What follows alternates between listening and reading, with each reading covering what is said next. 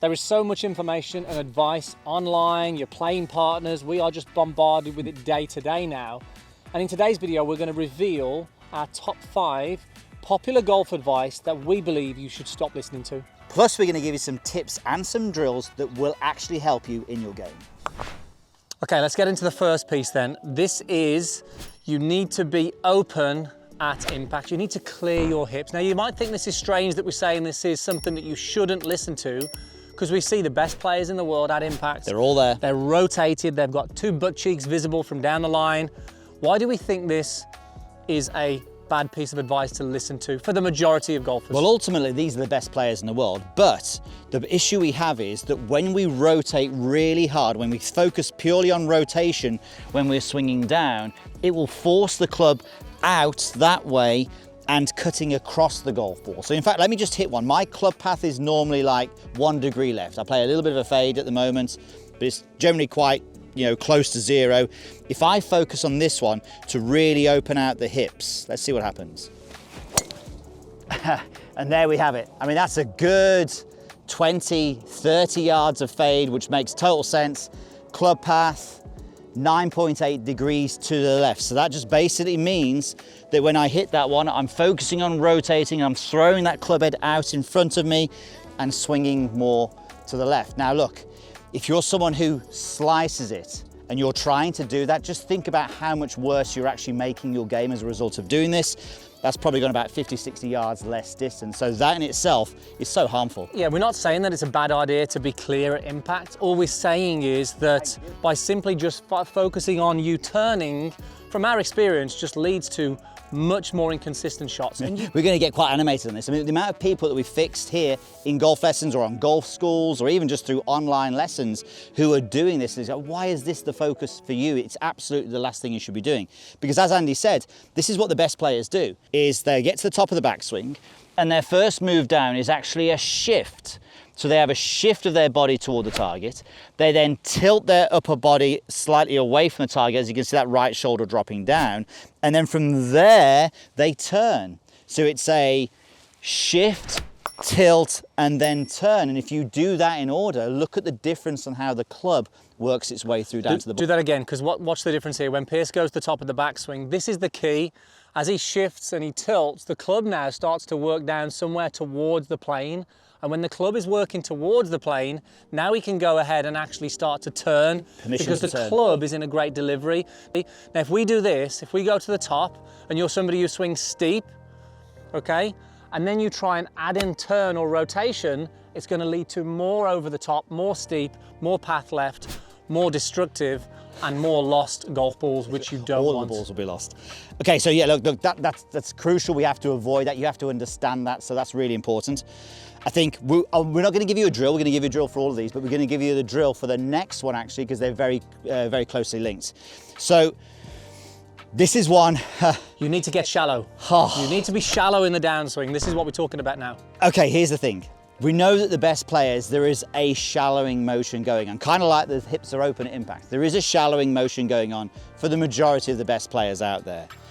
But when we see somebody telling you to do this and really sort of aggressively rotate here, really sort of flatten that club well behind and then rotate like this, we just don't really feel that there are many people out there who can move that way. Let's just tell you what's happening when I'm doing this. As I'm doing this, I'm obviously aggressively shallowing the club. That in itself feels a little bit weird in the right hip. Now, as soon as the club is in this place here, I've got to rotate a lot. I've got to bend forward. I've got to side bend, a lot. This is all really quite hard on the body. And then generally we see golfers come through here. I know you're going to talk about that a little bit later. But this whole move of this sort of what we kind of call a fake shallow, an over-exaggerated one, it's really quite dangerous for how your body can move, because there's not many can do it. No, and it's manipulating the golf club in much more of a forced way. Instead of, yes, look, we like a little bit of shallowing, but we've already talked about how we should do it. There should be a little bit more of a shift and a tilt rather than a shallow and a turn. So this move here, what Piers is demonstrating there, it's like a death move for the game. We've seen people here at the Grand on the range and they're doing this, and me and Piers will look over and go, oh God, what are they doing? They're ruining their golf swing. And here's what I will say. We're all for moves that exaggerate change and doing exaggeration moves. Oftentimes we've stood there with a wall behind and said, let's get that club on that wall. Let's really sort of get it on the wall and let it drag down. That's an exaggeration move. But when we're seeing this kind of move here like this, where it's just really flat and low like this, you know, yeah, maybe a couple of people can do that, but I think for the majority it's really painful. Okay, let's get into a drill then that really helps the first and the second point here, getting open and also getting the club in a great delivery. Because look, if you can focus more so on how your club is being delivered rather than how your body looks, I guarantee you're going to be a better golfer. And how your club being delivered will influence, obviously, where that ball's going to go. I'm glad you were talking a lot there, Andy. I was struggling to find the belt loop on that other side there. So let's just go to my sort of something I mentioned earlier about what the best players do. So as we say, from the top of the backswing, the best players will get a shift, a tilt, and then from there, they'll get a turn. So what we're doing with this alignment stick is just to be mindful of where our pelvis is as we're doing this. But again, if you can just rehearse in a mirror, front on, down the line, it works really well. You know we love mirror practice. Just getting to the top of the backswing and having a shift. Okay, well, what does a shift feel like? A shift might feel like you're squashing your left foot. Straight away, I feel like my arms want to drop down, which is a good thing. From there then, if I just have that tilt, so that tilt for me feels like maybe the right shoulder's dropping or this area here is stretching a little bit more upwards. That's fine. Look where the club is now. It's looking really nice. From here now, as I rotate, the club should be on a good plane, the face should be managed really well.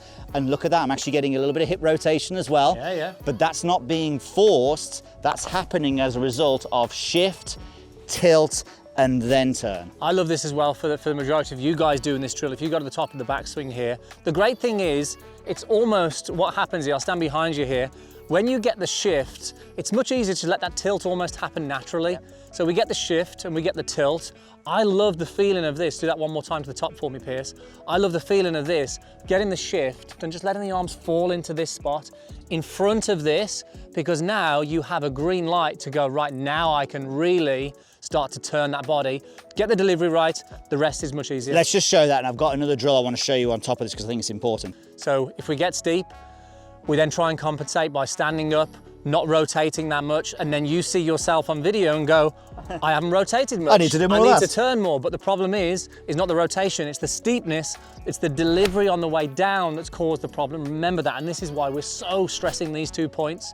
If you're trying to get open, trying to fake shallow, they're not going to be good for you. If I've got 2 shots or even 1 shot to fix someone's over the top, the absolute go-to drill I would go to is keep your back facing to the target as long as possible. So basically, you get to the top of the backswing and you keep your back facing to the target for as long as possible. Look what's happening as I'm doing this. What are the 2 things that are really happening here? Well, I'm definitely getting a bit of a shift. I'm definitely getting a tilt. But then what's happening is I'm just delaying the turning, I'm allowing the club to get on plane, and then eventually my hands and arms will catch up, and before you know it, you're hitting draws straight away out of that. So let's hit one of these for us then. Yeah, and this is great for a feeling for you to get the feeling of creating the space on the way back and then getting those arms falling into that slot. Yeah, this should be a very easy way to play a draw. I don't really need much encouragement with this one for sure. Okay, a little bit heely, but that's okay, it's nice. It's a nice way of understanding what it's like to not be out there and to be a little bit more on plane for sure. Okay, let's get into the third one, which is you need to have a flat or a bowed left wrist. Now, before we talk about this, let us know the first 2. Did either of those 2 relate? Have you been trying to shallow it? Have you been trying to get open? Let us know in the comments down below. So let's get into this. So trendy topic. You see a lot of great players still do this. They've got a bit of bow or a bit of flex or flat left wrist. Why do we think this is not necessarily a great thing to follow for the majority? I think, look, basically this is what happens when we're focusing on flexing, we call that flexing or bowing. When we're doing that to the wrist at the top of the backswing, look at the club face. We're getting the club face into a closed position. So basically, a square face at the top of the backswing would have a line from the leading edge of the golf club running parallel to the lead forearm. This means from here that I've not got that many compensations to do in the downswing, hopefully. But as soon as I get into this, when I flex the wrist, I close the face. Now what I have to do, I have to make compensations, because if I swing down normally, that face is probably going to want to point to the left. So I'm probably going to start overdrawing it or even hooking the golf ball. So this is what actually has to happen. We have to get from this flex position here, we have to work really hard with the body, rotating. I always think of Dustin Johnson when he's doing this. There's a ton of rotation, and we can see I've managed to somehow square the face up, but my body's gonna hurt if I keep doing this. There's a lot of rotation, a lot of what we call side bend. Not many people are going to be able to get into the same position that DJ gets into. Yeah, DJ can get into this place, but there aren't many. Look, he's one of the best athletes out there. But also look at what I'm doing to the club shaft. In order to square the face up, I'm having to get the club shaft leant forward. Now, if you're Dave, who swings it at 90 miles an hour, and you're presenting a club shaft like that where you're de-lofting it, you're not going to hit it better than head height.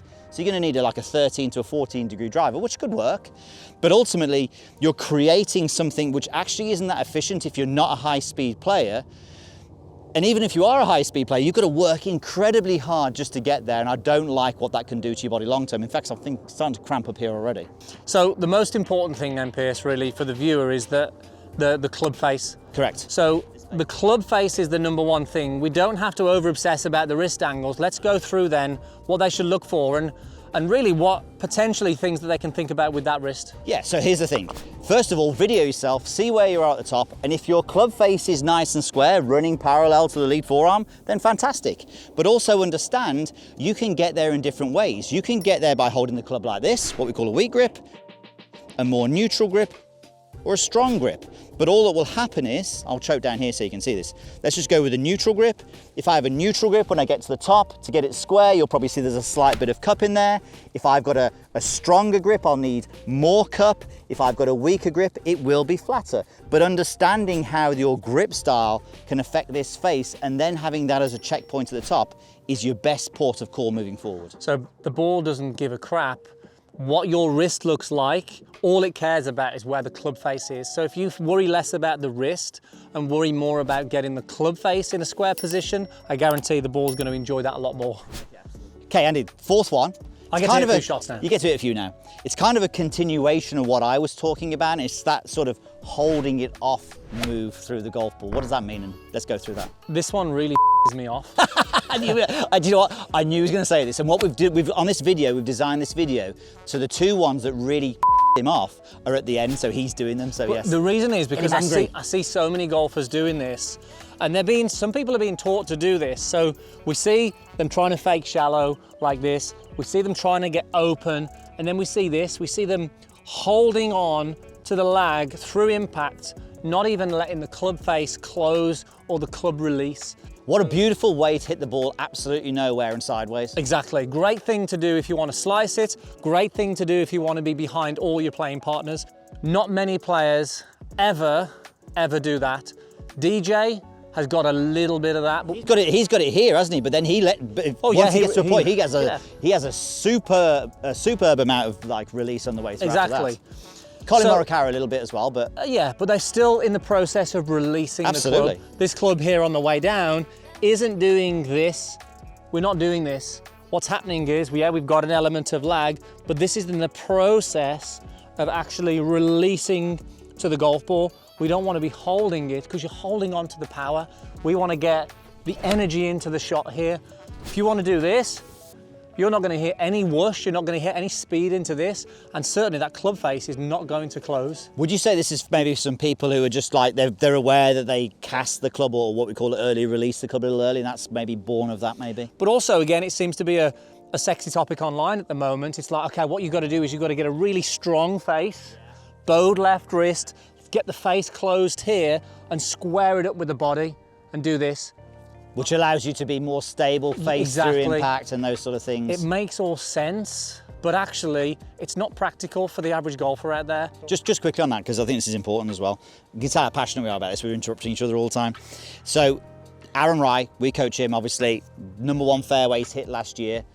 He is somebody who has less face rotation through the ball than most. But he is not thinking about holding. If he did that, we would just destroy him. He's not thinking about holding on to any lag or holding any sort of face square through impact. He's thinking about releasing that sucker. He wants to release the club head.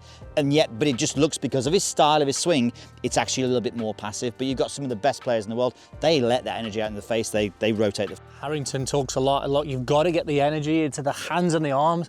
This is a massive speed producer for you, but for the average golfer, it's a massive face closer for you and squarer for you.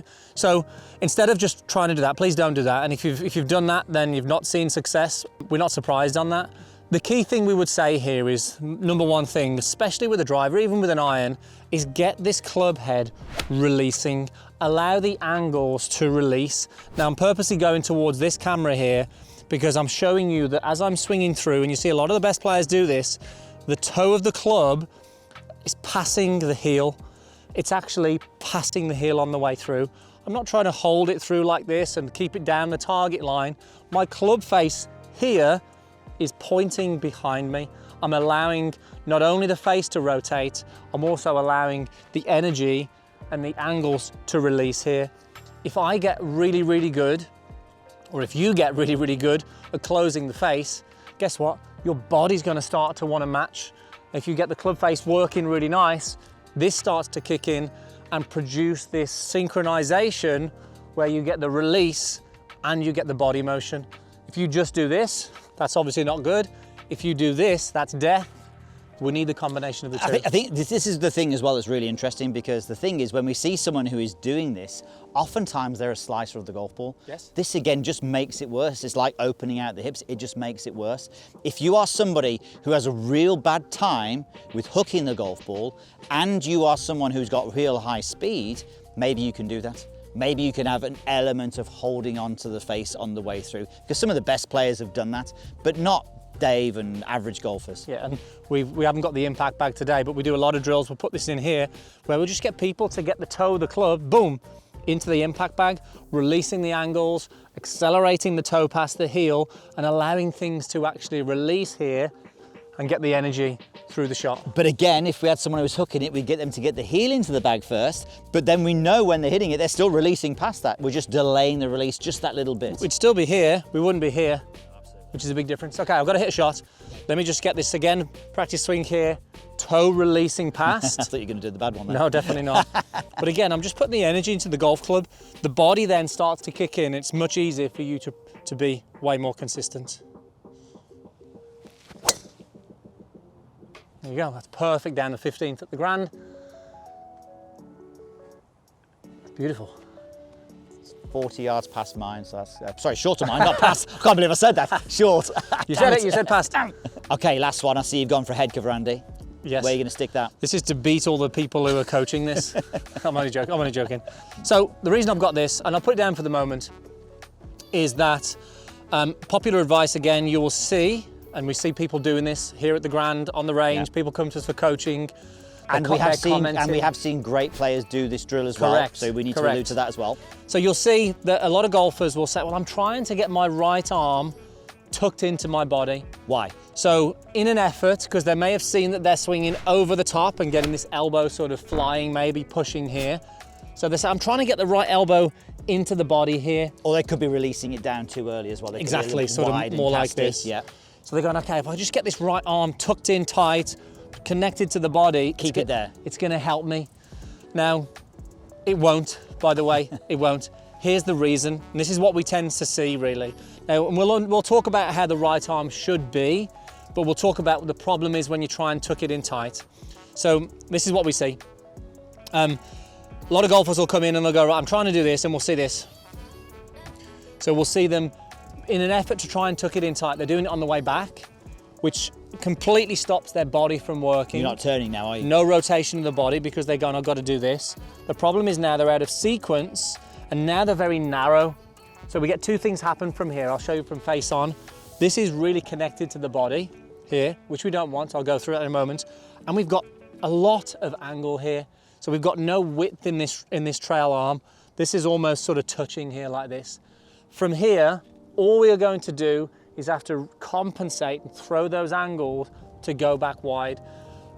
This is a recipe for being inconsistent because the body's out of sync, we've got narrow arms, sometimes the club then goes long from here.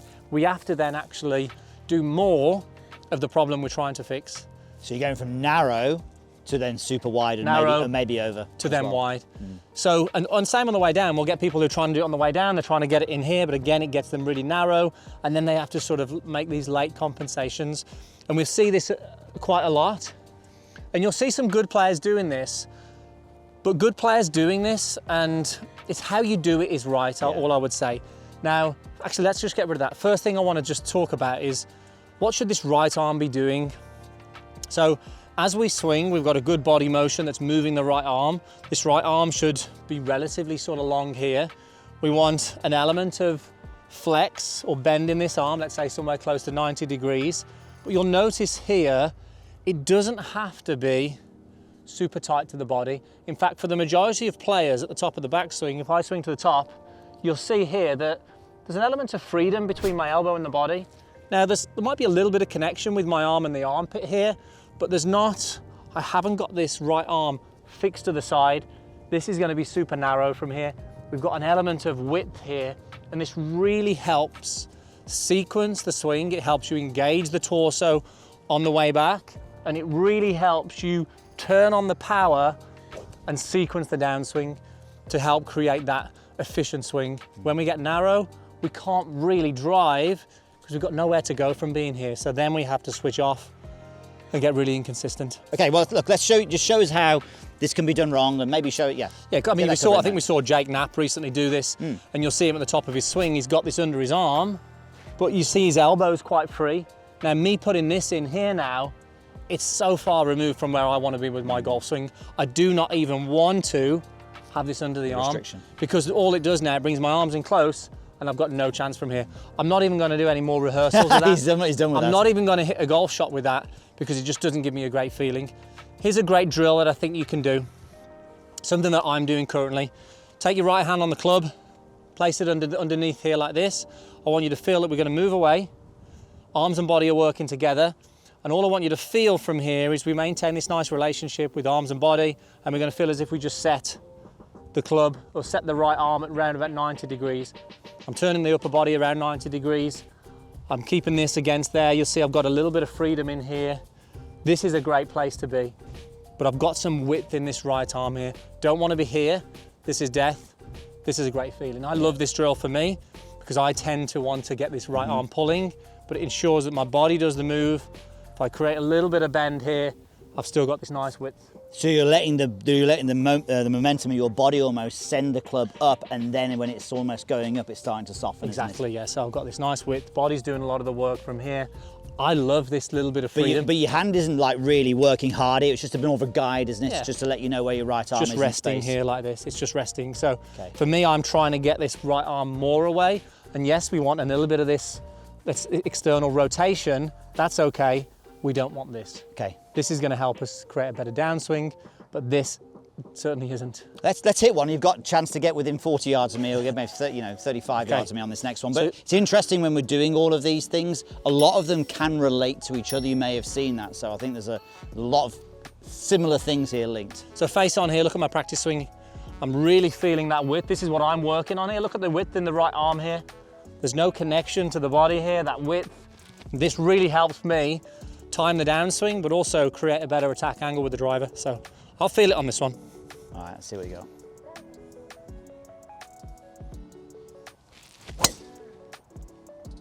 That's nice. Pretty good. Look, I think, when you see these things, when we're seeing these things a lot, we know how much they can harm your game. So please be careful if you are trying to do this. Now, me and Andy are really confident that we can actually halve your handicap. Now, there's a couple of ways you can do this. Number one, you can check out meandmygolf.com. It's got all of our best content specifically catered to you. Or you can come here to the Grand in Southern California and do a 2-day golf school. All the details of that are down in the description. Thanks for watching, and we'll see you soon.